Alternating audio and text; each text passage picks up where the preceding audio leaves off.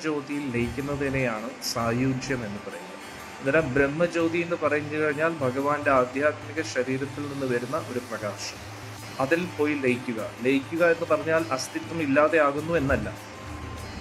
അവിടെ ലയിക്കുന്നതിൻ്റെ അർത്ഥം എന്താണ്? അവിടെ ഒരു മുക്ത അവസ്ഥയിൽ, അതായത് പുതിയൊരു ശരീരം എടുക്കേണ്ട ആവശ്യമില്ല എന്നൊരവസ്ഥയിലേക്ക് അവിടെ നിലനിർത്താൻ പറ്റും. അവിടെ നിന്നുകൊണ്ട് ജീവാത്മാവിന് തീരുമാനമെടുക്കണം, മുകളിലോട്ട് പോകണോ അതോ വീണ്ടും താഴോട്ട് വരണോ എന്ന്. അന്നേരം ഒരു സീറോ ലെവൽ എന്ന് വേണമെങ്കിൽ പറയാം. അതായത് കടങ്ങളൊക്കെ തീർന്നു.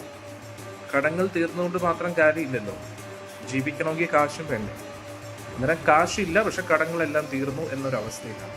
പക്ഷെ ജീവിക്കാൻ വേണ്ടി വീണ്ടും കടമെടുക്കും, അല്ലെങ്കിൽ പിന്നെ അധ്വാനിച്ച് കാശുണ്ടാക്കും. ആ ഒരു അവസ്ഥയിലാണ്.